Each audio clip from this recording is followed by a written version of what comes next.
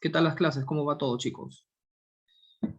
Bien, entonces, esperando que todos estén todos bien, bueno, lo único que les sugiero es que siempre tengan un cuaderno, tengan una hoja aparte, ¿no?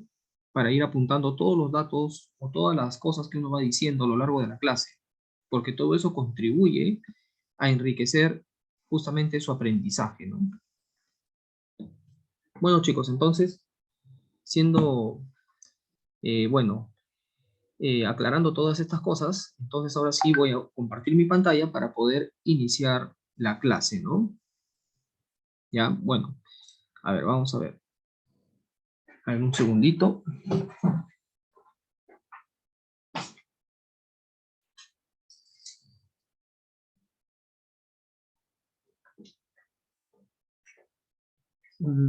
Ya, a ver. Bien, no sé si se puede visualizar mi pantalla, ¿sí? No sé si la pantalla la pueden ver, chicos. Sí se ve, ¿no? Ya, muy bien. Entonces, vamos a ampliarla un poco. Ya está. Bueno, chicos, entonces, como ustedes saben, hoy día cerramos esta mañana de clases con el curso de filosofía, ¿no? Y me imagino que ustedes ya saben de qué tema se trata esta clase. Espero que, bueno, sea un tema interesante para ustedes y que lo aprovechen al máximo, ¿no?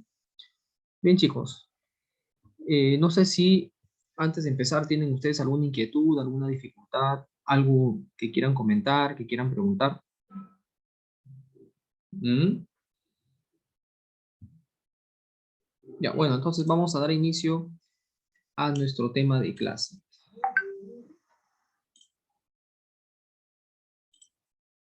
Bien, como ustedes saben, hoy día nos toca llevar el tema de filosofía helenística, ¿ya? Y para poder entender este tema, primero hay que, digamos, encuadrarnos dentro del proceso de la filosofía griega, de la filosofía antigua, ¿no? ¿Qué lugar ocupa la filosofía helenística en todo este desarrollo de la filosofía griega? ¿No? Vamos a hacer entonces una brevísima, digamos, explicación, ¿no? De manera global de las diferentes etapas del pensamiento griego, ¿ya? Para poder ubicarnos y entender mejor este tema, ¿ya, chicos? ¿Ya? Porque, por ejemplo, ustedes se preguntarán, por ejemplo, ¿por qué se llama filosofía helenística? ¿No? ¿Qué cosa significa helenística? Ya, entonces, justamente para eso, veamos de manera panorámica y rápidamente eh, cuál ha sido el proceso y las diferentes etapas de la filosofía griega, ¿no? Como ustedes saben, la filosofía surge en Grecia en el siglo VI antes de Cristo. La primera etapa de la filosofía griega se le llama el periodo cosmológico, porque los primeros filósofos trataron de averiguar el origen del cosmos, el origen de la naturaleza, ¿no?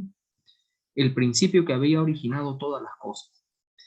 Luego viene una segunda etapa en la cual Sócrates viene a ser el personaje central.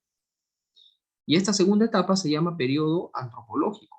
¿Por qué razón? Porque a Sócrates y a los otros pensadores de esa época, como los sofistas, ya no les interesaba investigar el tema de la naturaleza, del cosmos, sino más bien el tema del hombre, ¿no? ¿Qué es el hombre?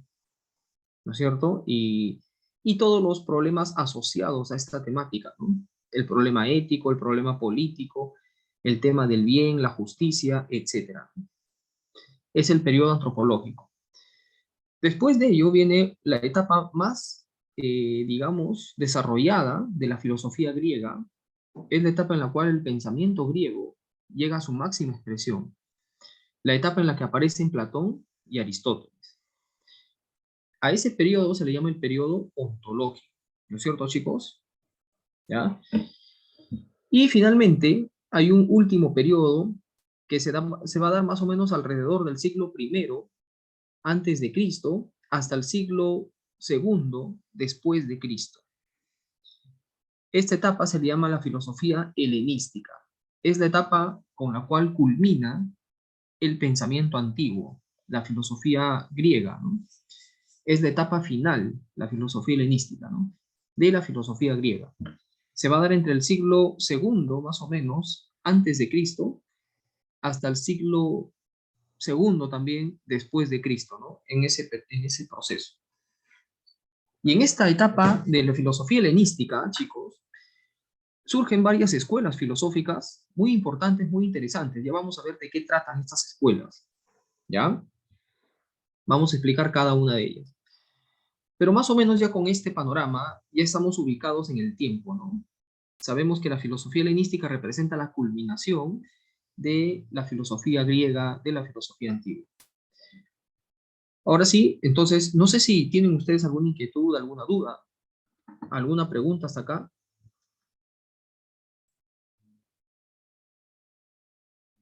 ¿Mm? Hasta aquí todo bien, chicos. ¿Tienen alguna dificultad tal vez? Ya, entonces vamos a continuar, ¿no? Cualquier duda que tengan, cualquier pregunta, cualquier inquietud, pueden ir haciéndola por el chat. Ya saben ustedes, yo siempre más o menos voy revisando, ¿no? Y entonces trato de responder en la medida de lo posible, ¿no? Ya, chicos, entonces, bueno.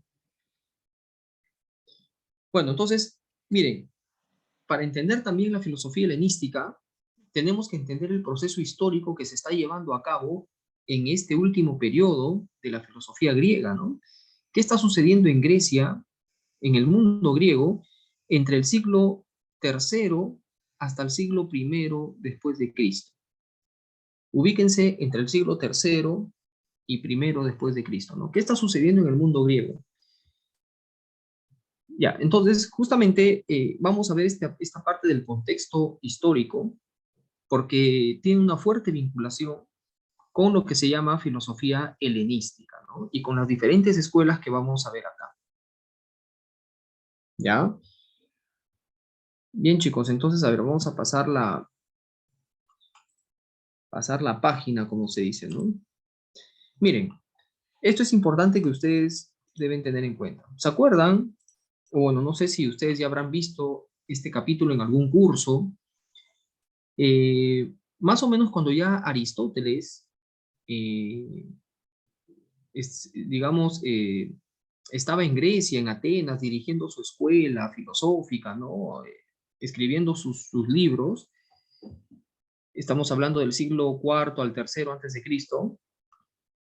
Aquí al norte de Grecia, como yo bueno, en algún momento les comenté, acá al norte de Grecia se está desarrollando un imperio muy poderoso, que es el imperio macedónico, o sea, Macedonia, ¿no? Y Macedonia tenía como rey a un, digamos así, a un personaje muy beligerante, ¿no?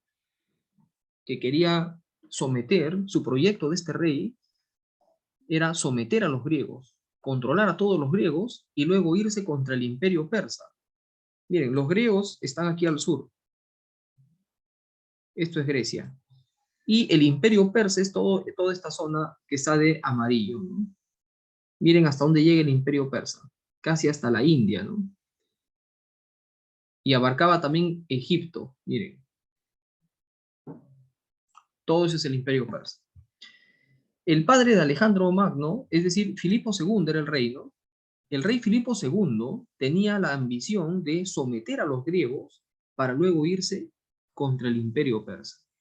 Pero Filipo II murió tempranamente y su hijo Alejandro Magno es el que continúa este proyecto.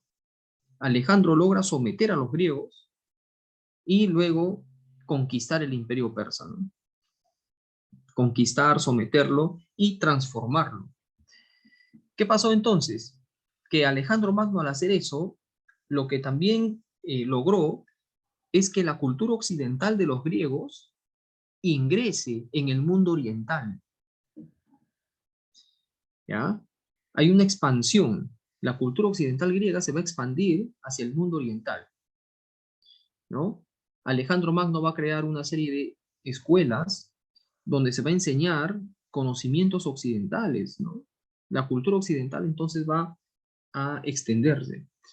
Pero a su vez, chicos, como es propio de un contacto cultural de este tipo, la cultura oriental que se había desarrollado en Egipto y en todas estas zonas, va a influir en el mundo griego. Va a haber una especie de fusión cultural, ¿no? Entonces, ¿qué sucede? Los filósofos griegos de esta época, que vivieron en esta época del imperio de Alejandro Magno, van a recibir esa influencia cultural. ¿Ya? Eso es importante tenerlo en cuenta, ¿no? Entonces, la filosofía helenística se desarrolla en este periodo de la historia, ¿ya? Entonces, miren, el contexto es que los griegos, al estar sometidos al imperio macedónico dirigido por Alejandro, los griegos ya no tienen libertad, ya perdieron su autonomía. Antes, cada polis, Atenas, Esparta y otras, tenían sus propias leyes, eran autónomas, eran ciudades libres. Los individuos que vivían ahí eran ciudadanos y tenían libertad. Pero ahora, con el control de Macedonia, ya perdieron todo eso, ¿no es cierto? Y entonces en ese contexto van a surgir corrientes filosóficas que van a formar parte de lo que se llama el periodo helenístico. ¿Ya, chicos? Bueno, entonces ya con esto eh, más o menos queda claro cuál es el contexto que se está viviendo y esto permite explicar en cierta medida eh, a estas escuelas filosóficas y sus propuestas, ¿no? Vamos a ver entonces a continuación cuáles son estas corrientes filosóficas. No sé si hasta acá tienen ustedes alguna duda, alguna consulta, alguna pregunta, alguna curiosidad tal vez.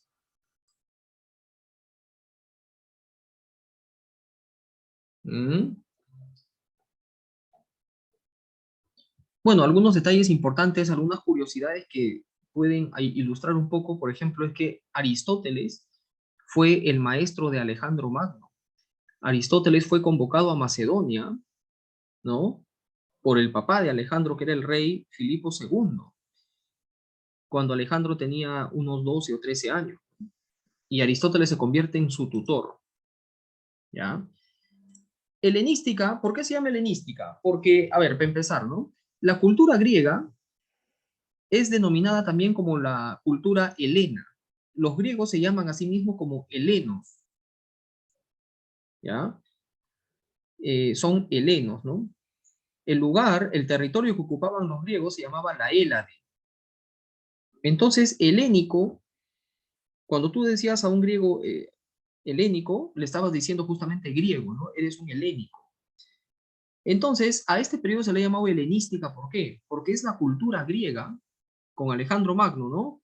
Gracias a Alejandro Magno y sus conquistas, la cultura griega, la cultura helena, ¿no? Se va a expandir al mundo oriental. Y por eso se le ha llamado helenístico, ¿no? Un periodo helenístico, a este momento de la historia, ¿ya?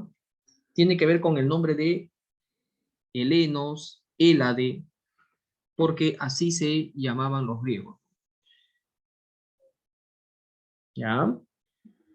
Bueno, chicos, entonces ahora sí ya con este panorama podemos entonces, eh, digamos, ingresar ya en el tema de la filosofía helenística, ¿no? Bien, no sé si alguna otra pregunta más, tal vez, alguna duda. Ya, ¿todo bien entonces, chicos? Ya, muy bien. Vamos a seguir avanzando. Bueno, aquí hay un poquito de ese contexto que les estaba explicando. La figura que ustedes ven ahí es la figura del señor Alejandro Magno, el máximo conquistador de todos los tiempos, que con solo 33 años se convirtió en el rey, en el emperador más joven que dominó un territorio extenso. Miren, miren este territorio tan extenso que va desde Grecia hasta la India. Alejandro fue a sus 33 años el rey más joven y el emperador más joven de la historia, ¿no? Miren, todos los emperadores posteriores, en especial los emperadores romanos, han querido igualar esa gloria, esa fama, ese logro, ¿no? Pero no, nunca lo lograron. ¿Ya? Bueno, ahí está Alejandro Magno. Entonces, la situación del helenismo se refiere a este contexto histórico, ¿no? Se desarrolla desde la muerte de Alejandro Magno, él muere en el año 323 a.C., ¿no? Y se va a extender este periodo helenístico hasta el siglo segundo después de Cristo, ¿ya? Entonces, digamos, presten atención a esto, chicos, las teorías filosóficas o las escuelas filosóficas que aparecen en este periodo, que forman parte de este periodo, van a tener como tema central el tema de la ética. O sea, cómo buscar la felicidad, ¿no? En un mundo tan cambiante, donde todo es incierto, donde ya no hay libertad, las ciudades han perdido su autonomía, estamos controlados por el imperio. ¿Cómo ser felices en medio de esta situación? El tema central, chicos, va a ser entonces la felicidad, ¿ya? Eso hay que tener en cuenta, ¿no? Bueno, entonces, de eso se trata esta parte. Bien, entonces, vamos a ver las principales corrientes filosóficas. La primera que vamos a ver es la de los cínicos, ¿ya? A ver, un segundito, chicos, vayan leyendo estos datos, mientras que voy a abrir aquí la puerta porque están tocando un ratito, por favor. Un segundo.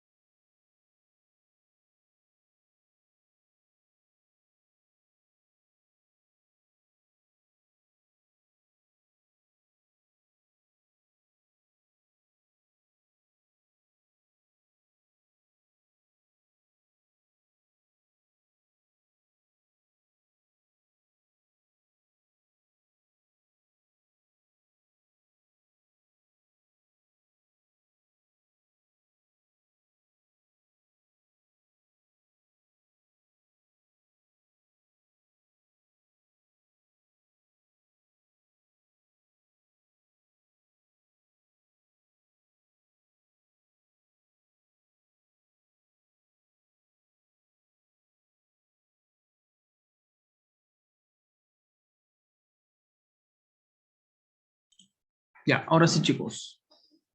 Ya estamos de nuevo. A ver, como les dije, la corriente fundamental que vamos, bueno, las corrientes filosóficas importantes de este periodo son varias, pero una de las primeras es una corriente muy peculiar que tiene bastante, no sé, tiene algo muy llamativo, muy característico, inclusive por el mismo nombre, ¿no? Miren, esta primera corriente es la filosofía de los cínicos, el cinismo, una de las primeras escuelas filosóficas de este periodo helenístico, ¿ya? La filosofía de los cínicos. No sé si ustedes ya han escuchado algo de ellos, tienen alguna idea, alguna referencia, ¿ya? No sé si tal vez ya ustedes tienen algún conocimiento de los cínicos. Hola, hola, chicos. A ver, ¿quién me puede dar una idea, una referencia? A ver, ¿quiénes eran los cínicos? ¿Qué pensaban? ¿Qué decían? ¿Qué proponían? ¿Mm?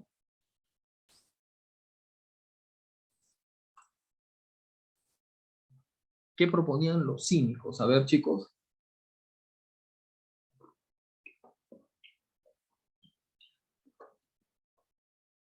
Bueno, acá me están escribiendo. Acá me dicen que nunca han oído hablar de los cínicos. ¿Y qué dicen los demás? Tal vez alguien tiene alguna referencia, algo por ahí que nos quiera compartir.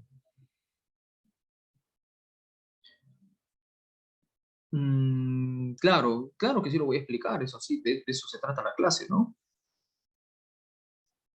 Ya miren, primero, la palabra cínico de repente a ustedes les genera cierta curiosidad, ¿no? No sé, cierto interés, porque es un poco extraño. Hoy en día, cínico para nosotros, ¿qué significa? ¿Qué significado tiene la palabra cínico para nosotros? Cínico es el mentiroso, el descarado, ¿no? El que, no sé, pues el que no tiene vergüenza, ¿no? Es un cínico, ¿no es cierto? Tiene un significado negativo. Ya, pero ¿cómo se origina todo esto? A ver, miren.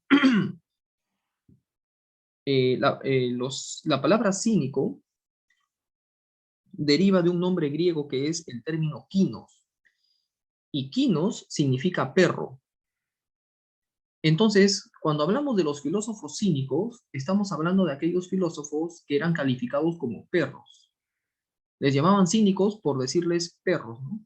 Los filósofos perros o que viven como perros, ¿no es cierto? ¿Y por qué ese apelativo de perros? ¿Por qué? Básicamente para eso tenemos que entender la propuesta de los cínicos. ¿Qué planteaban ellos? ¿Ya? Miren, pero primero les voy a dar unos datos esenciales, ¿no? Bueno, ya hablamos de la palabra, deriva de la palabra kinos, que significa perro, ¿no es cierto? Era básicamente por la forma de vida que llevaban estos filósofos y porque consideraban al perro como un símbolo, ¿ya? Y vamos a ver por qué el perro para ellos era un símbolo. El fundador de esa corriente era un filósofo llamado Antístenes. Antístenes es el fundador. Pero el personaje que más destacó y se hizo más famoso dentro de esta corriente fue un señor llamado Diógenes. Diógenes calificado como el cínico, ¿no? De él se han conservado muchas anécdotas donde se expresa claramente su manera de pensar, su manera de entender la vida, etcétera, ¿no? ¿Ya? Por ejemplo, se sabe que Diógenes vivía en una especie de tinaja, en una especie de tonel. ¿Han visto ustedes ese tonel donde maceran ahí las aceitunas, unas cosas de madera grandes? Bueno, más o menos así, ¿no? Como el Chavo del Ocho, ¿no? Ya, algo por el estilo. Y bueno, veamos qué planteaban estos cínicos. Miren, aquí les vamos a entrar ya en la parte más importante de esta corriente, ¿no? Los cínicos, como Diógenes, planteaban que debemos rechazar totalmente las convenciones sociales. Es decir, ¿qué cosas son las convenciones sociales, profesor? Es todo aquello que la sociedad establece, todo aquello que la sociedad te impone como si fuera algo bueno, algo válido, ¿no? Y que a través de eso tú desarrollas o riges tu vida, ¿no? Por ejemplo, las convenciones sociales son las normas morales, los valores morales que te impone la sociedad, las metas que la sociedad te impone, ¿no? Los placeres, los deseos y las necesidades que la sociedad te va creando. Todo eso viene a ser las convenciones sociales, algo que la sociedad va creando y va imponiendo a las personas. Por ejemplo, la sociedad te dice que tienes que educarte desde niño para luego seguir una carrera universitaria, ser un gran profesional y para que de esa manera tengas dinero y vivas de manera placentera, ¿no? Y además goces de prestigio social, ¿no? Goces del éxito material, ¿no es cierto? Y todas estas cosas, ¿no? Pero los cínicos se preguntan, ¿y por qué nosotros debemos seguir eso? ¿Por qué debemos obedecer lo que la sociedad establece o impone? Al contrario, dicen los cínicos se percatan de que esas convenciones sociales impuestas por la sociedad, en el fondo lo que generan es una vida más complicada, más difícil para el ser humano. La razón del sufrimiento humano lo crea la sociedad con todas las exigencias que impone, ¿no? Los cínicos, observando a los animales, en especial al perro, ¿no? Se dan cuenta de que estos animales viven completamente felices y tranquilos. ¿Por qué? Porque ellos viven en función de lo que les pide su naturaleza, nada más. Su naturaleza les pide alimento y un lugar para protegerse, y nada más, ¿no? Entonces, los cínicos consideran que esa forma de vida, la vida de los perros, ¿no? Es una vida, digamos, sabia, es una vida adecuada para el ser humano, ¿no? Los animales, al vivir según la naturaleza, no se complican la vida y viven tranquilos y felices. ¿Quién se la complica? ¿Quién se hace la vida más complicada, estresante, difícil? Es el ser humano con todas las exigencias que la sociedad va creando. Y entonces así tenemos una vida más difícil. Entonces, justamente, una de las formas de alcanzar la felicidad para los cínicos es renunciar a todas las convenciones sociales, a todo lo que la sociedad establece como bueno y válido.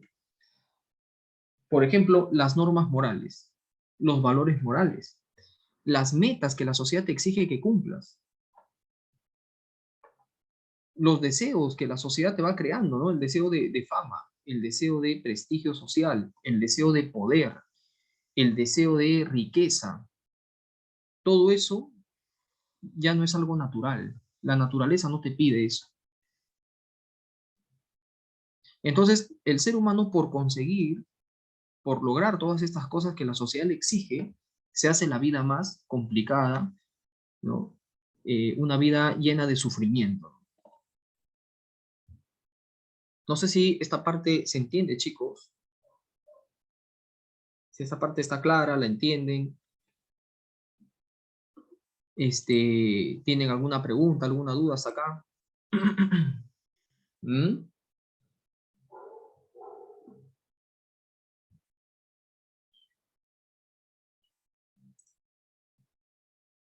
Todo claro, ya, muy bien. Entonces vamos a seguir avanzando, ¿no?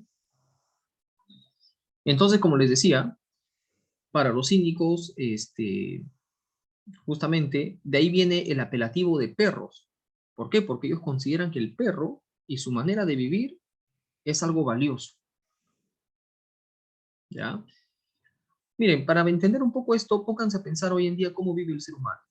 La mayoría de personas hace su vida siguiendo lo que la sociedad le exige, ¿no?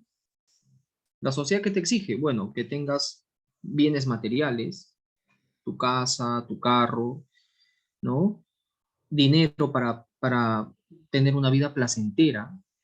La sociedad te exige, por ejemplo, que respetes ciertas convenciones, ciertos convencionalismos como las normas, valores, etcétera, ¿no? La sociedad te pone metas que debes alcanzar y si no las cumples, te sientes frustrado, ¿no es cierto? Todo ello genera una cadena de sufrimiento. Claro, pónganse a pensar, para lograr tus metas, debes tener dinero. Por ejemplo, tu meta es alcanzar el éxito, ¿no? Como te dice la sociedad actual, ¿no? El éxito material. Es decir, que seas un gran profesional, que tengas un buen ingreso económico, etcétera. Para lograr eso, no solamente tienes que matarte estudiando, sino que también tienes que matarte trabajando para poder pagar todo lo que exige llegar a esa meta, ¿no? ¿Se dan cuenta? Otra cosa es que la sociedad misma te va diciendo que la felicidad consiste en los placeres materiales, ¿no? salir a comer a un buen restaurante, salir a una fiesta, vestirse bien, tener un buen celular, tener tu carro, la vida basada en las comodidades materiales. Y todo el mundo vive en función de eso. Pero al final, para lograr todo eso, ¿no? Tienes que pasar una serie de sufrimientos y adversidades, ¿no? Entonces tienes que trabajar un montón. Entonces, ¿qué sucede? El único tiempo de tu vida que tienes, la pasas más tiempo en el trabajo, ¿no? La vida es una sola, pero pierdes gran tiempo de tu vida en el trabajo, ¿no es cierto? Al final, o sea, te esclavizas para obtener lo que la sociedad exige, ¿no? Y al final es un engaño. No, no eres libre, no eres feliz, etcétera, ¿no? Crees que eres feliz cuando tienes las cosas ahí, las comodidades y los placeres en ese momento, pero después vuelves a tu realidad. Entonces, eso ya se habían dado cuenta los cínicos en ese periodo. ¿Ya, chicos? Por eso es que para ellos, miren esta parte, ¿ah? La verdadera felicidad consiste en vivir según la naturaleza. Esto deben apuntarlo también. ¿Qué significa vivir según la naturaleza? ¿Mm? Vivir según la naturaleza significa solamente cumplir con aquellas cosas que son necesarias de manera natural. Por ejemplo, alimentarse, protegerse del frío, ¿no? Buscar un lugar seguro para protegerse del clima, del frío, ¿no es cierto? Alimentarte para seguir sano y vivo, ¿no? Esas son las cosas que la naturaleza exige y que debes cumplir. Pero todo lo demás ya no es necesario, ¿ya? Todo lo demás ya no es necesario, ¿no? Entonces, la propuesta del cinismo, resumiendo hasta acá, es rechazar las convenciones sociales y vivir según la naturaleza. Cuando tú te limitas, miren, cuando uno se limita a satisfacer lo que la naturaleza nos pide, alimento, un lugar para protegerse, etcétera, entonces ahí eres una persona autosuficiente. No dependes de cosas que la sociedad eh, provee, ¿no es cierto? Eres autosuficiente, no dependes de cosas externas, de cosas innecesarias. Eres autárquico, no dependes de las leyes o de las normas establecidas por la sociedad, sino que tú mismo te riges por lo que tú crees, ¿no es cierto? Ahí está la verdadera libertad, ¿ya? Bueno, acá me preguntan si eso no sería conformismo, pero ¿cuál es la idea del conformismo? Diría Diógenes. A ver, ¿cómo? Imagínense que están hablando con Diógenes, ¿ya? ¿Y de qué me vale? ¿Qué significa ser conformista? Eh, Preguntaría Diógenes. Bueno, Diógenes diría, bueno, ser conformista es no aspirar a cosas que la sociedad te pone como necesarias, ¿no?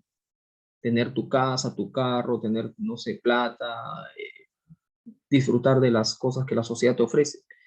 Pero si tú te pones a pensar, ¿realmente son necesarias esas cosas? ¿Son necesarias? Entonces, ¿por qué Diógenes te diría, y por qué yo tengo que luchar y esforzarme para conseguir cosas que para mí no son necesarias? ¿Mm? ¿Por qué el ser humano tiene que acabarse la vida trabajando 8 horas diarias o hasta más para conseguir cosas innecesarias? Por ejemplo, tienes un par de zapatos y ese zapato todavía te sirve, está bien, pero como ya tiene medio año de uso, ¿no? A pesar de que el zapato todavía está bien, tú te antojaste otro zapato de otra marca y otra zapatilla de otra, no, porque esta marca es mejor que la otra y así.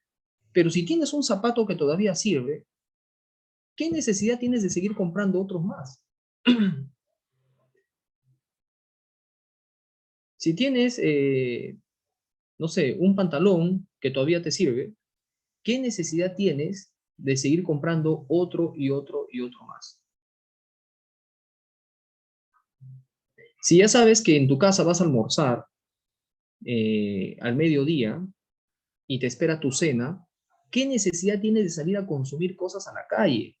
De estar comprando gas. Si sabes que puedes tomar agua, ¿por qué vas a tomar gaseosa? O sea, ¿qué necesidad hay de esas cosas? ¿Ah? Lo que pasa que la sociedad mercantil, la sociedad del mercado, ha establecido una vida basada en el consumismo. Y esta sociedad te hace creer de que esa forma de vida, de consumir cosas, comprar esto, comprar lo otro, es la vida feliz, es la vida ideal. Pero si tú te pones a pensar, te darías cuenta de que ninguna de esas cosas es necesaria. Son necesidades que la sociedad te crea y que la gente de manera ciega y obediente, ¿no es cierto?, cumplen, ¿no? Obedecen y consumen. Para eso sí no son rebeldes. Para eso sí la gente no se rebela, ¿no? Pero para otra cosa sí son rebeldes. Creen que son rebeldes, pero en el fondo no lo son. Eso diría Diógenes. Porque en el fondo son obedientes. La sociedad te dice lo que debes hacer, lo que debes comprar, a qué lugares debes ir a consumir, y todo el mundo está ahí, pues, ¿no? O sea, son gente manipulada por la sociedad. O sea, Diógenes diría eso, si es que, imagínense que a Diógenes lo traemos al mundo actual. Lo ponemos un ratito por acá, por Girón de la Unión, un centro comercial, lo llevamos a Diógenes, ¿no? Así todo semidesnudo, con su tonel de aceite. Ya, imagínense que a Diógenes lo llevamos y Diógenes diría, la gente le diría, oye, eres un conformista, ¿cómo vives así? Y Diógenes diría, ¿y yo qué necesidad tengo de consumir las cosas que ustedes consumen? Pues si tengo una sandalia que me permite caminar bien, ¿para qué me voy a estar comprando 4 o 5 pares de zapatos? Entonces no tiene sentido. Entonces, si tengo un reloj que me costó 20 soles y ese reloj me da la hora puntual, ¿qué necesidad tengo de comprar un reloj que sea de oro, de plata, con diamantes, etcétera? Si al final da la misma hora, o la hora va a cambiar porque el reloj sea de diamante. Entonces, ahí viene el tema, ¿no? Realmente los seres humanos dentro de la sociedad son como ovejas, como un rebaño de ovejas que obedecen, que cumplen y que siguen ciegamente el camino que la sociedad les va trazando, ¿no? La sociedad te dice dónde consumir, a qué supermercado debes ir a comprar, ¿no? Qué tipo de cosas, qué tipo de ropa y otras cosas debes usar, qué tipo de corte de pelo debes hacerte también, qué tipo de tatuajes debes ponerte en el cuerpo también, ¿no? Y así. Y todo el mundo cumple de manera ciega, ¿no? Al ritmo de la música que te ponen en el supermercado, ¿no es cierto? Entonces, la sociedad es convertida en una especie de rebaño que obedece nomás lo que el pastor le está diciendo. O sea, un conjunto de personas domesticadas, ¿no es cierto? Bueno, eso diría Diógenes, chicos, ¿ah? Bueno, es para que lo piensen un rato, ¿no? Entonces, como les digo, acá viene la propuesta de los cínicos. El cínico, ¿qué busca? Viendo de esta manera la sociedad, lo que busca es renunciar a la sociedad y a las convenciones sociales y vivir según la naturaleza. Ahí está. Rechazan las convenciones sociales y las normas de la sociedad, ¿no? Claro.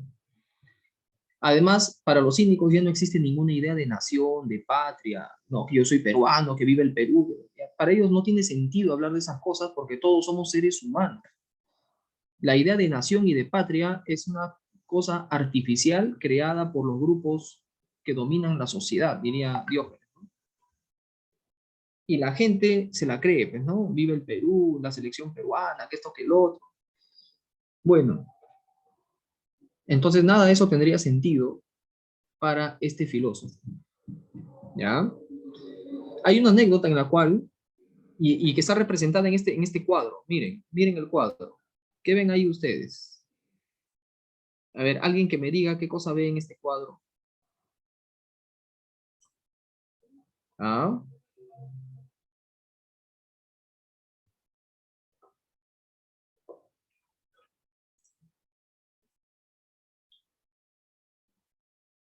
¿Qué cosa ven en el cuadro, chicos? A ver, a ver. Ah, claro, es Diógenes y Alejandro Magno. Pero ¿qué actitud tiene Diógenes? ¿Mm?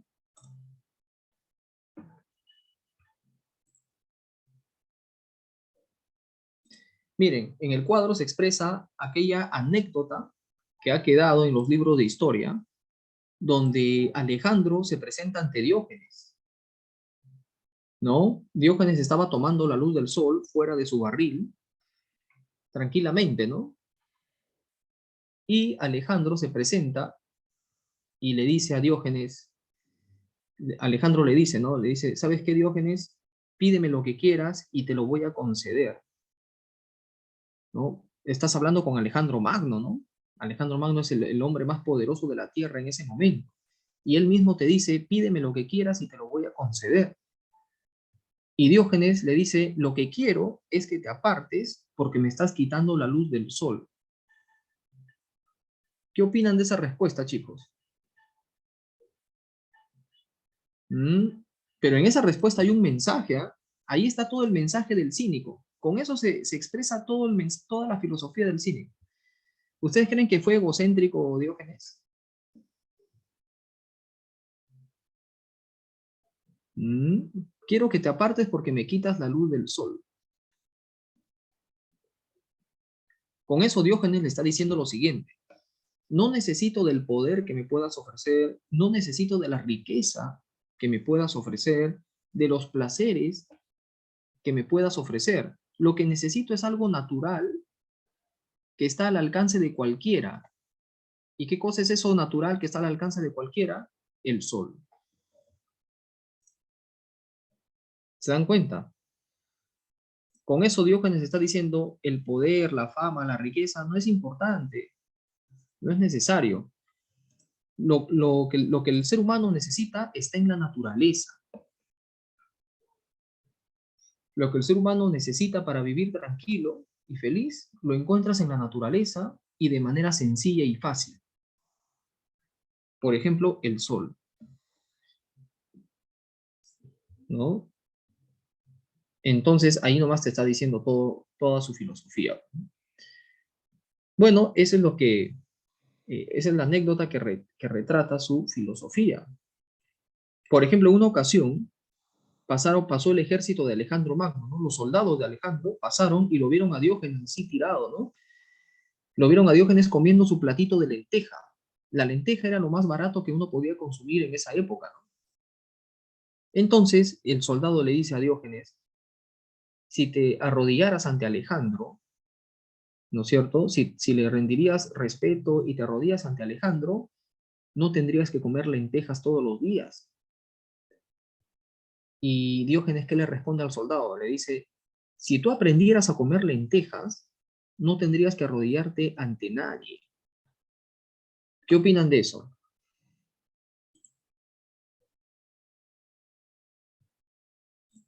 Si tú aprendieras a comer lentejas, no tendrías que arrodillarte ante nadie, ¿no? Interesante esa respuesta, ¿no? Bueno, entonces, ¿no? Claro, con eso le está diciendo, la libertad vale más que un plato de lentejas, ¿no? No sé, que cualquier riqueza que te puedan ofrecer. Bueno, chicos, entonces en eso consiste la filosofía de los cínicos, ¿ya? Pero claro, no fue la única corriente filosófica, ¿no? No fue la única corriente y vamos a ver aquí otras corrientes filosóficas de este periodo. Miren, vayan apuntando esto, ¿no? Todas las escuelas filosóficas de este periodo, de la filosofía helenística, tienen como tema central la búsqueda de la felicidad. O sea, cómo ser felices. Cómo debemos vivir para ser felices. O sea, el tema es la felicidad, ¿ya? Bien, miren, por ejemplo, acá tenemos otra de las corrientes. El epicureísmo. A ver, acá me preguntan, los cínicos no eran conformistas, pero por eso, conformista, ¿cómo se define al conformista? ¿Qué cosa es conformista? Conformista es no aspirar a otras cosas, a a tener más riqueza, más propiedades, más bienes. Ese es conformista. Bueno, el problema aquí no es que seas conformista o no, el problema es si realmente esas cosas a las que uno aspira son realmente necesarias e importantes. ¿Mm? Porque esa idea de conformista es una idea que más o menos eh, la sociedad actual ha difundido, ¿no? Claro, si tú no consumes, no te compras ropa de moda, no te interesa comprarte un reloj de marca, no te interesa ir a buenos restaurantes, eres un conformista. Pero ¿para qué me voy a comprar todas esas cosas si no las necesito? Pero bueno, ¿no? Bueno, entonces ahora sí, pasemos a ver el epicureísmo. Miren chicos, el epicureísmo también es la corriente llamada hedonismo, ¿ya? Hedonismo, con H, ¿no? Hedonismo. Claro, ¿y qué planteaban esta corriente? El fundador de esta corriente es un señor llamado Epicuro, Epicuro de Samos. ¿Y por qué se llama hedonismo? ¿Qué significa la palabra hedonismo para empezar? La palabra hedonismo significa viene de una palabra griega que es el término hedoné, que significa placer. Entonces, esta corriente llamada epicureísmo, por el nombre del fundador, ¿no? Epicuro, o también hedonismo, es la que señala que la verdadera felicidad del ser humano está en el placer.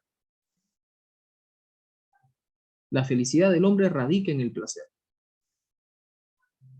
O sea, identifican el placer con la felicidad. ¿Ya? Entonces, pero claro, aquí viene algo muy importante, ¿no? Para esta corriente filosófica, el placer no significa lo mismo que significa para nosotros. A ver, para ustedes, ¿qué significa el placer? ¿Con qué lo asocian?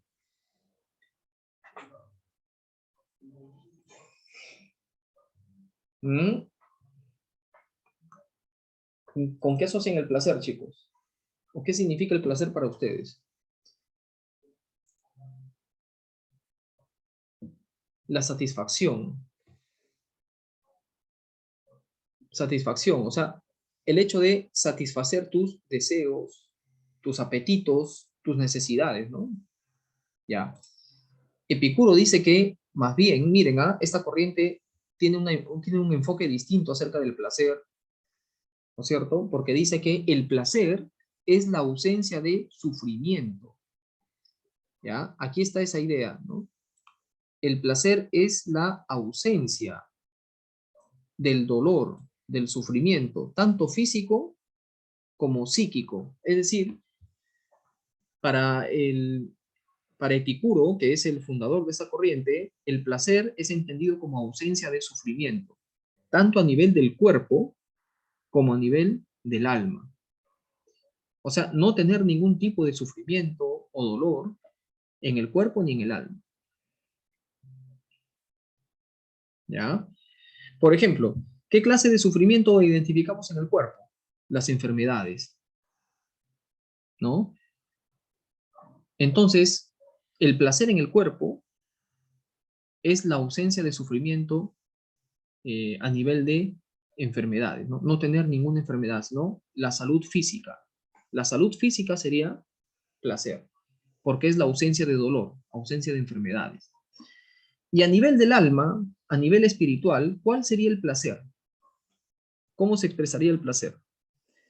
A nivel del alma, el placer sería la ausencia de todo aquello que genera insatisfacción en el alma, por ejemplo, el temor, ¿no?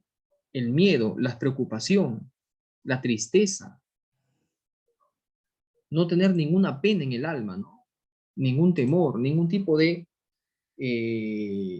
dolor en el alma, miedo, preocupación, penas, tristezas, etcétera, etcétera, etcétera, ¿no? Sobre todo para Epicuro, eso es lo más importante, la tranquilidad del alma. Entonces, miren chicos, resumiendo, el placer para los hedonistas, para Epicuro, es ausencia de sufrimiento, tanto en el cuerpo como en el alma. En el cuerpo, la ausencia de sufrimiento sería, por ejemplo, estar bien, estar sano. Y en el alma, tener tranquilidad, tener paz interior. No tener miedos, preocupaciones, alguna perturbación, ¿no? ¿Ya? Por ejemplo, los miedos tradicionales que el ser humano siempre ha tenido y que inquietan su alma, le generan temores, dudas, ¿no? Preocupaciones. Por ejemplo, es el miedo a los dioses, el temor de Dios. Mucha gente cree que Dios les va a castigar cuando se mueran, ¿no? Se van a ir al infierno, ¿no es cierto? Y siempre tienen ese temor. ¿Mm? O el miedo a la muerte, ¿no? Todos los seres humanos siempre hemos tenido miedo a la muerte. ¿Qué otro tipo de miedos? Por ejemplo, el miedo al destino. Pensar de que hemos nacido con un destino y que de todas maneras nos va a ir mal, por ejemplo. El miedo a los problemas, o sea, las preocupaciones que acumulamos. Todos estos miedos generan perturbación en el alma. Entonces el placer, chicos, métanse bien esto ¿no? a la cabeza, el placer consiste en estar, es ausencia de sufrimiento, ausencia de dolor.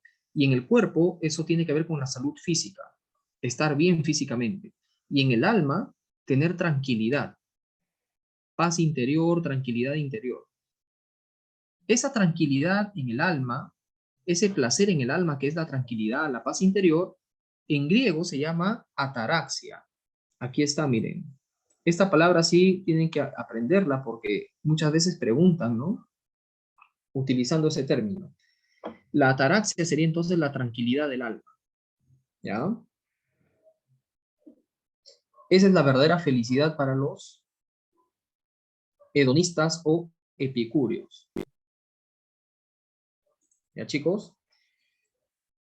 Bien, entonces acabamos de ver una corriente importante, una corriente muy importante de esta época helenística, ¿no? Ya vamos viendo dos, el cinismo, los cínicos, y la filosofía de Epicuro, hedonismo, ¿no? Espero que estén apuntando estas explicaciones que les doy, chicos, porque a veces esto complementa muy bien la información que ustedes ya tienen, ¿no? ¿Ya? Bueno, entonces vamos a continuar. A ver, acá me dicen, por ejemplo, si Epicuro rechazaba una vida de libertinaje y de exceso. Claro, porque recuerden que cuando él habla de que el placer es la felicidad del hombre, no se refiere al placer en el sentido de complacer nuestros apetitos, nuestros instintos, ¿no? Satisfacer nuestros impulsos, buscar el placer superficial, inmediato, eso no. El placer significa salud en el cuerpo, bienestar del cuerpo. Y para mantener ese bienestar del cuerpo, hay que, digamos así, este, evitar ciertas situaciones que posteriormente generen una, digamos, no sé, un malestar en el cuerpo, ¿no? Entonces, por ejemplo, si digamos, se te antoja un pollo a la brasa o una torta de chocolate, ¿no? Pero tú sabes que esa torta de chocolate, ese pollo a la brasa, te puede caer mal, te puede elevar el colesterol o de repente eres diabético y te sube el azúcar. Entonces, tienes que evitar comer esas cosas, porque aquí de lo que se trata es de mantener la salud en el cuerpo. Por eso es que Epicuro habla de que el placer, ¿no? Para Epicuro el placer consiste en eso, ¿no? La ausencia de dolor en el cuerpo y en el alma. Igual, por ejemplo, si quieres conservar la tranquilidad en el alma, la paz interior, tus acciones tienen que ser también acciones adecuadas, acciones moderadas, ¿no es cierto? Para evitar tener preocupaciones y temores, ¿ya?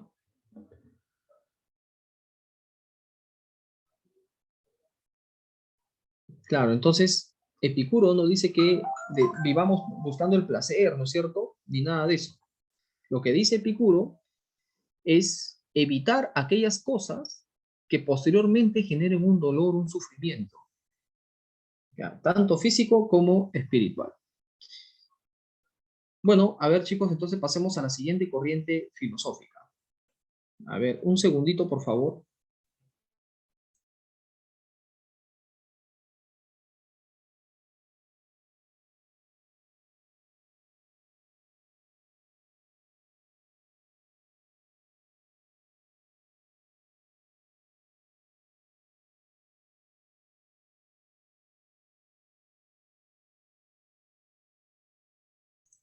Ya, ahora sí, chicos, pasemos a la siguiente. Miren, vamos a ver otra filosofía muy importante, de gran influencia, sobre todo en el mundo romano, conocida como estoicismo, ¿ya? La filosofía de los estoicos. No sé si ustedes habrán escuchado ese término, ese nombre en algún momento, por ahí en algún lado, el estoicismo, ¿no? Profesor, ¿y ese nombre de dónde deriva, no? Esos nombres son bien extraños. Miren, la palabra estoicismo deriva de la palabra estoa. Estoa en griego significa pórtico, un portón grande, ¿no? Una puerta grande, un pórtico. ¿Qué sucede? Que el fundador de esta corriente filosófica llamado Zenón de Sitio empezó digamos, a predicar su mensaje filosófico, a expresar sus ideas filosóficas de manera pública, en plena calle, justamente muy cerca de la puerta de entrada de la ciudad de Atenas, que era un portón gigantesco, un portón grande, ¿no? Entonces, muchas personas empezaron a referirse a la filosofía de Zenón como la filosofía del pórtico, la filosofía de la puerta, ¿no? Porque justamente era en ese lugar donde Zenón expresaba, ¿no? Pregonaba su mensaje. Y así quedó bautizado como la filosofía del pórtico, ¿no? De la estoa, estoicismo, ¿ya? Bien, más o menos Zenón es del año 300 antes de Cristo, pero sus sucesores, los continuadores de esta corriente filosófica, han llegado hasta la época del Imperio Romano. Inclusive, uno de los grandes emperadores de Roma fue también a la vez filósofo estoico. ¿Quién era este gran emperador? ¿Mm?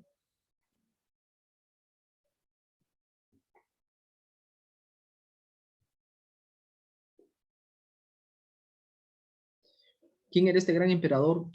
A la vez un gran filósofo estoico. Chicos, aquí está, miren en el material. ¿Ya? El emperador Marco Aurelio también es filósofo estoico. Y otros personajes romanos, por ejemplo, como Séneca, también. Epícteto, también, ¿no? A ver, estos filósofos también tenían una especie de teoría que explicaba el universo, que explicaba el mundo, la naturaleza. Ellos decían que el universo, la naturaleza, el cosmos en su conjunto, estaba gobernado por una especie de razón universal, una especie de inteligencia que gobierna el universo. De tal manera que todas las cosas que suceden en el mundo ya está planificado en cierta manera por esa inteligencia universal, ¿no? Que tenía, digamos, el valor de un dios. Era una inteligencia, digamos, divina, ¿no? ¿Ya? Mausonio Rufo también, Musonio Rufo es, claro, ahí está. Musonio Rufo también fue un pensador estoico romano, ¿no? ¿Ya chicos? Entonces, bueno, Primero, para entender a los estoicos, es importante entender esta primera parte, su doctrina física, es decir, su teoría sobre el universo, sobre la naturaleza, el mundo. Para ellos, todo lo que sucede en la naturaleza, en el universo, ¿no es cierto?, obedece ya a una inteligencia universal, obedece a un plan establecido por una inteligencia, de tal manera que en el mundo hay una especie de destino que rige todas las cosas. Porque si decimos que todo está planificado por una inteligencia, quiere decir que todas las cosas ya están predestinadas, ¿no es cierto?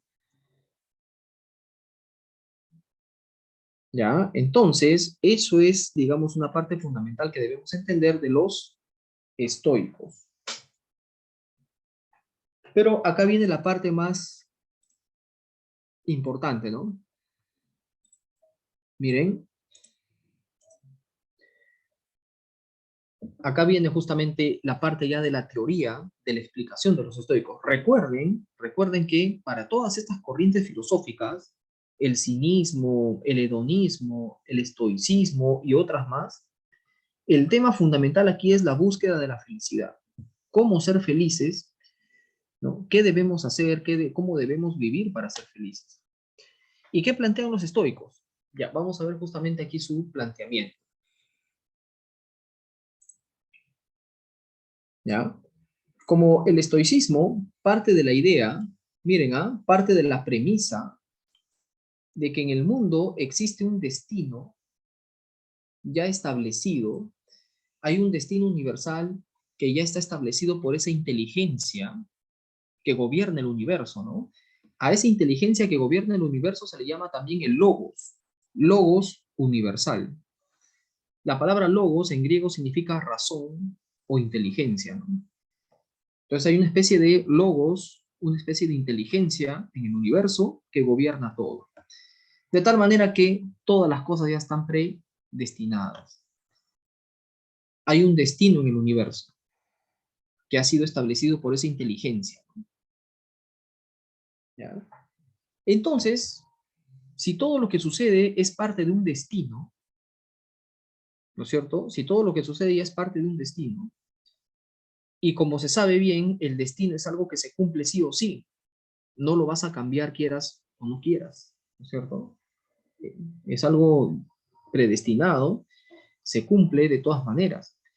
Entonces, frente a eso, ¿qué es lo que debe hacer el ser humano? Si todo es parte de un destino, ¿qué es lo que debemos hacer o lo que nos queda por hacer para ser felices? Ah, a ver, chicos, miren, a ver, piensen por ustedes mismos. Si ya te dicen que hay un destino y que las cosas son así porque obedecen a un destino, a un plan divino, entonces, ¿qué te queda por hacer?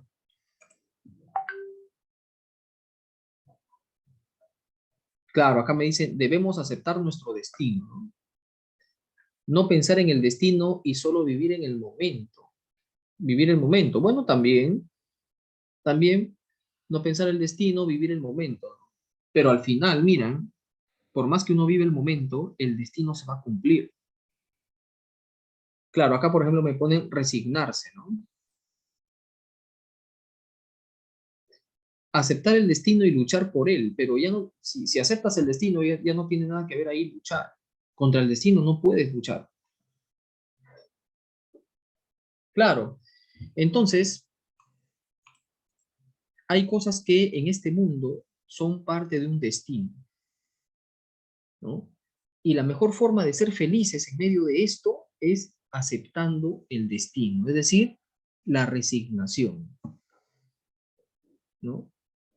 Porque de lo contrario, si no se acepta el destino y pretendes enfrentarte, luchar contra el destino, es decir, hacer que las cosas cambien su curso, es una tarea imposible. Y tu esfuerzo y tu sufrimiento, ¿no es cierto?, va a ser en vano. ¿Quiénes son las personas que sufren para los estoicos? Son aquellos que no aceptan su destino, aquellos que quieren cambiar el curso de las cosas a su favor. pero al final fracasan porque ese esfuerzo es en vano. El destino es algo establecido por una especie de inteligencia divina, ¿no? Superior. Eso no lo vas a cambiar. Por ejemplo, miren, ¿cuál es el destino que existe para el ser humano? La muerte. De todas maneras, vas a envejecer y vas a morir. Ese es tu destino, quieras o no quieras. ¿Qué vas a hacer para cambiar ese destino? Hagas lo que hagas, te vas a envejecer y te vas a morir. ¿Mm? Acá me dice, por ejemplo, o sea, mi destino está marcado por la desgracia y aún así debo ser feliz. No, no es que en la desgracia seas feliz, sino aceptando el destino. Aceptando el destino no te haces feliz, pero sí consigues tranquilidad, consigues paz interior. ¿Por qué? Porque las personas que sufren son aquellos que quieren cambiar ese destino. Sienten temor por lo que les espera y eso les preocupa, ¿no? Los atemoriza y quieren cambiarlo, pero al final fracasan en eso. Y entonces en todo ese proceso están sufriendo, ¿no? El que no sufre es aquel que ya, bueno, acepta su destino, se resigna frente a él. ¿Ya? Esa es la idea. Por ejemplo, el tema de la muerte, la vejez, ¿no? Todos estamos condenados a envejecer y morir. Es parte de un destino que la naturaleza nos tiene reservado. Por más que tú llores, patalees, ¿no? Te esfuerces en ir contra la vejez, ¿no? Te quieras teñir el pelo, te hagas las operaciones, te elimines las arrugas, te estires la piel, ¿no? Y luches de diversas formas contra eso, no vas a poder. El destino se va a cumplir. De todas maneras, te vas a hacer viejo y te vas a morir. ¿Ya? Entonces, más bien, en vez de estar con esa preocupación, con esa infelicidad, con esa intranquilidad, mejor acepta tu destino, ¿no? Acepta que te estás haciendo viejo, acepta que vas a envejecer y te vas a morir. Claro. Y así ya tienes más tranquilidad en tu alma. Por ejemplo, ¿qué sucede si, por ejemplo, tu enamorado o tu enamorada te dice que ya no quiere saber nada de ti? Ya no te quiere, te dice. Y es más, ya quiere a otra persona. Ah, ¿qué harías tú? Claro, tú dices aceptarlo porque ahorita no lo sientes, pero ponte en el lugar, ¿no? Imagínate que tienes una enamorada a la que tú quieres mucho, o un enamorado, ¿no? Al que tú quieres, y este se va, te dice que ya no te quiere y se busca otra persona. Claro, hay gente que no acepta su destino y ¿qué es lo que hace? No dice, voy a luchar por tu amor, dice, ¿no? Y eso de luchar por tu amor significa no aceptar la realidad. La realidad es que la persona ya no lo quiere, pero el otro, como no acepta su destino, va a luchar para recuperar a la persona y lo que en el fondo va a generar es más infelicidad. Él es infeliz porque está con esa intranquilidad de querer recuperar a la otra persona, ¿no? La vigila, le llama, le espera en la esquina, ¿no? Por gusto, porque ya la otra persona no lo quiere, ¿sabes? Entonces, lo que tienes que hacer es aceptar tu destino. Si sabes que ya, si no me quiere, ya fue, entonces, ¿no? Y a soportar tu dolor. Nadie dice que aceptando tu destino no vas a sufrir. Sí vas a sufrir, pero el sufrimiento es menor, ¿no? Por eso es que el lema de los cínicos, la frase simbólica que expresa su pensamiento de ellos, es renuncia, o sea, resígnate y acepta y soporta el dolor, ¿no? Renunciar y soportar. O también resignarse y soportar. Es la única forma de tener tranquilidad. No hay otra. ¿Ya? Y así, ¿no? Entonces, eso es lo que plantea la corriente del estoicismo, chicos. ¿Ya? Hay un destino que se va a cumplir de todas maneras, y por lo tanto lo que nos corresponde frente a eso es resignarnos frente a ello y soportarlo. No hay de otra. Entonces, para los estoicos, el hombre sabio es aquel que acepta su destino y soporta, ¿no? En cambio, el hombre necio, el necio es lo contrario del sabio. El necio es aquel que no acepta su destino, más bien se enfrenta contra el destino y por lo tanto sufre. ¿Ya? Bueno, chicos, entonces hasta aquí hemos visto esta corriente filosófica muy importante. Y finalmente, antes de ir a las preguntas, vamos a terminar con una última corriente llamada escepticismo. El escepticismo, no sé si ustedes ya saben qué significa ese nombre, escepticismo. ¿Tienen alguna idea por si acaso? ¿Mm?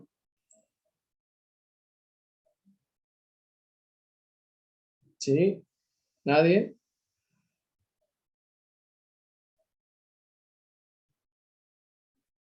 ¿Mm?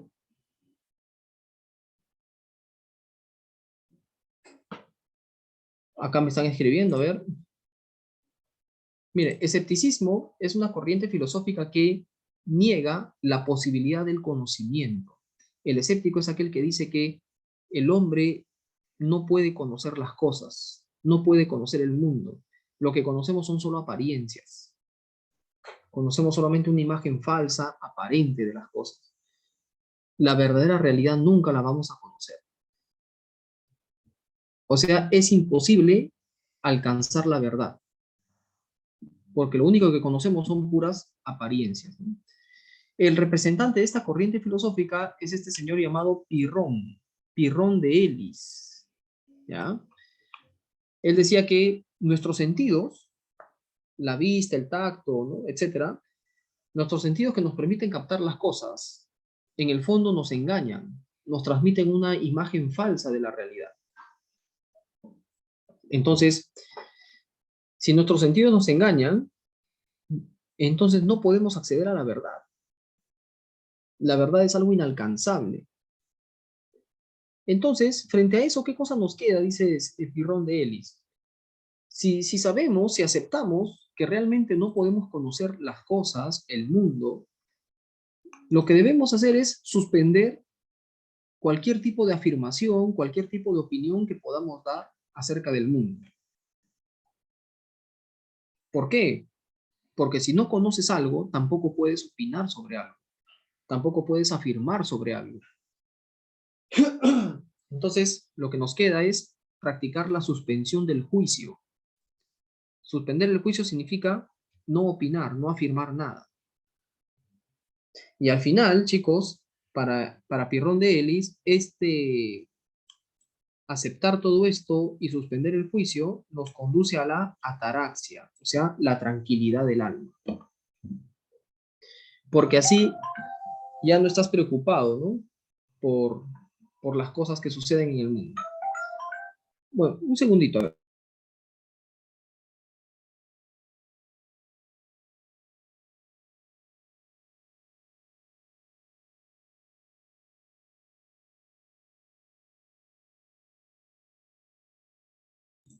Ya, muy bien, chicos. Entonces, para los escépticos, el conocimiento es imposible, la verdad es inalcanzable, y por lo tanto lo que nos queda es suspender el juicio nada más, evitar cualquier tipo de afirmación.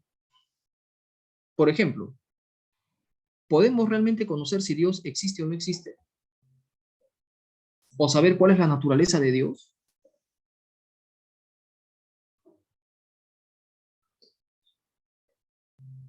Acá me hacen una pregunta interesante. Me dicen, las diversas corrientes que hemos mencionado llevan como objetivo la ataraxia. Sí, es decir, miren, el epicureísmo, estoicismo y esta última corriente, escepticismo, tienen como objetivo alcanzar la ataraxia. ¿Y qué significa alcanzar la ataraxia? Alcanzar la paz interior, la tranquilidad en el alma. Para los hedonistas o epicúreos, esa ataraxia se consigue mediante la ausencia de sufrimiento, evitar los temores, las tristezas, las penas. Para los estoicos, esa ataraxia se consigue resignándote frente al destino, aceptando el destino. Y para los escépticos, esta ataraxia se consigue suspendiendo el juicio. No dar ninguna afirmación acerca del mundo, acerca de las cosas.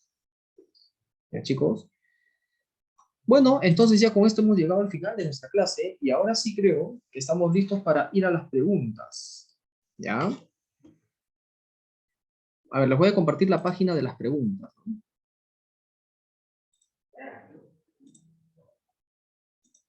Ya, miren chicos, ahí está las preguntas de este tema. ¿Pueden ver la pantalla? Ah, sí. Ya, entonces, la primera pregunta, a ver, ¿cuál sería la respuesta? A ver, chicos. ¿Mm?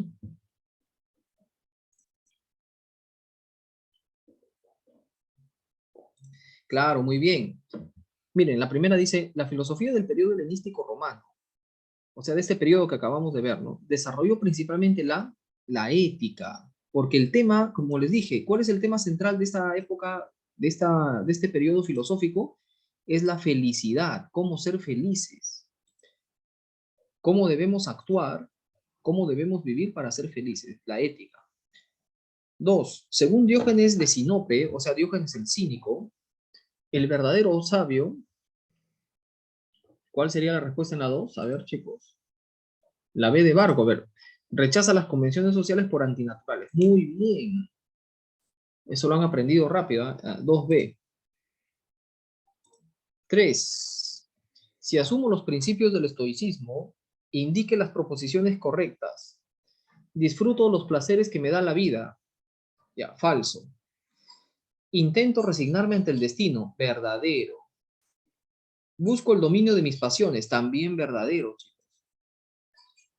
Ya, 2 y 3. Ya. Sería la B de barco. 3, B de barco. 4. Indique la categoría utilizada por los escépticos para referirse a la suspensión del juicio. Ya.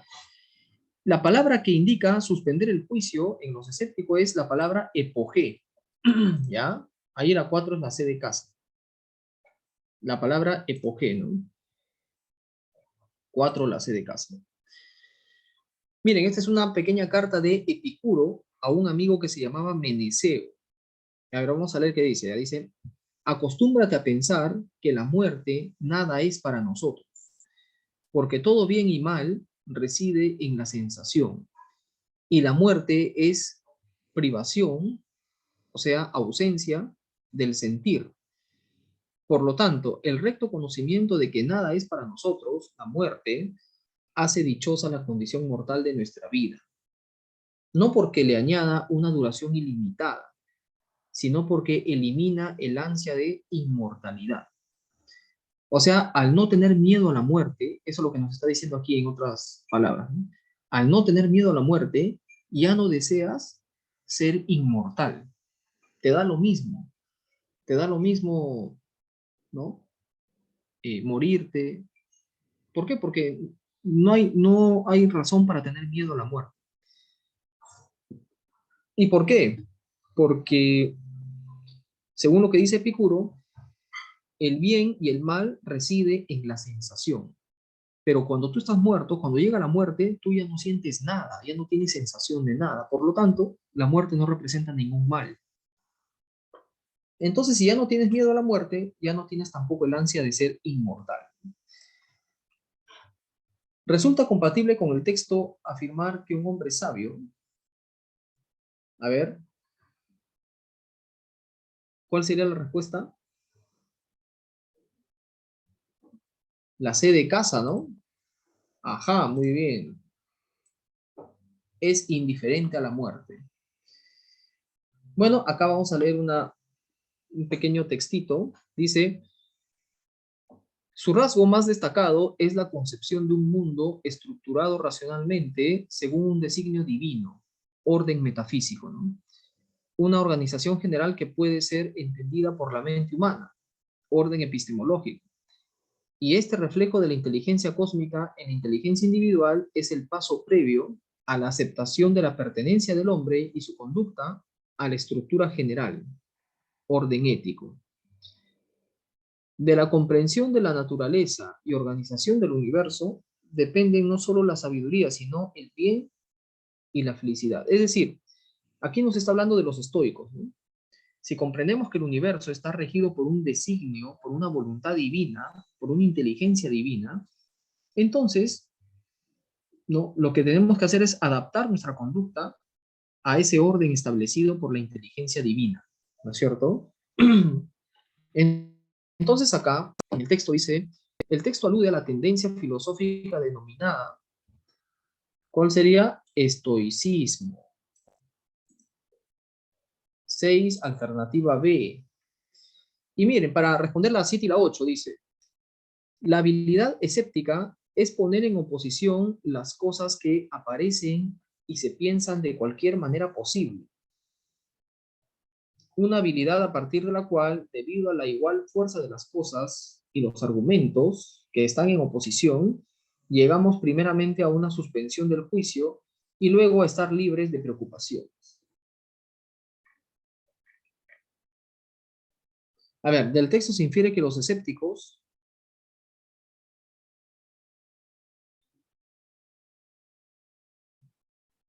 ya, acá sería, chicos, la C de casa, ¿ya? Suspenden el juicio por medio de la equipolencia. ¿Qué cosa es la equipolencia? La equipolencia es poner argumentos contrarios frente a frente, pero estos argumentos contrarios son de igual peso, tienen igual validez. Por lo tanto, ¿no es cierto? Si cada argumento es válido y son opuestos, realmente entonces no hay un conocimiento verdadero de las cosas. A ver, finalmente la 8, ¿qué dice? A partir de la lectura se infiere que el escepticismo, a ver, ¿cuál sería la 8?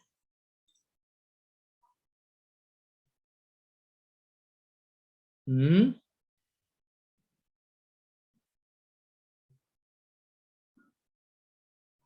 Acá sería, chicos, la A de avión, ¿no? Es una destreza más que una doctrina.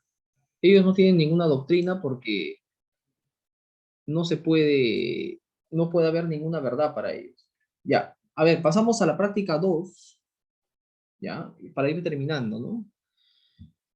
La primera dice, es una carta de Epicuro a Meneceo, ¿no? A ver, dice, cuando decimos que el placer es el objetivo final, miren, esto es importante, cuando decimos que el placer es el objetivo final, no nos referimos a los placeres de los viciosos, como creen algunos que ignoran, no están de acuerdo o interpretan mal nuestra doctrina, sino al no sufrir dolores en el cuerpo ni estar perturbado en el alma. Con eso ya está recontra claro. Mira, dice, cuando decimos que el placer es el objetivo final, no nos referimos a los placeres de los viciosos, sino al no sufrir dolores en el cuerpo ni estar perturbado en el alma. Porque ni banquetes ni juergas constantes dan la felicidad, sino el sobrio cálculo que investiga las causas de toda elección o rechazo y extirpa las falsas opiniones de las que procede la gran perturbación que se apodera del alma. Es decir, para Epicuro el placer no consiste en entregarte pues a lo que te piden tus apetitos, tus pasiones, ¿no? Al contrario, calcular, ¿no es cierto? Aquellas cosas que cuando tú las eliges pueden resultar beneficiosas o perjudiciales. Resulta compatible con el texto afirmar que para Epicuro la prudencia es necesaria para alcanzar la vida feliz. ¿Qué opinan?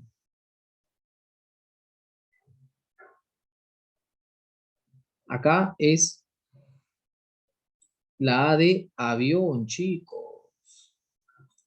4 alternativa, perdón, la 1, ¿no? Alternativa A. ¿Ya? Ya, hasta ahí está claro, ¿no, chicos? Ya, acá hay una pequeña frase de, una pequeña sentencia de Marco Aurelio, filósofo estoico.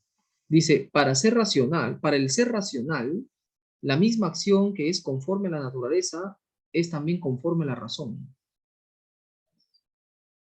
Se infiere que para Marco Aurelio la razón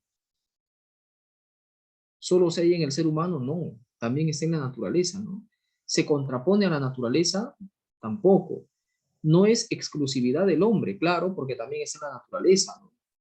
Acá sería la 2, la C de casa, chicos. ¿Ya? Vayan apuntando eso, ¿ya? 2, C de casa.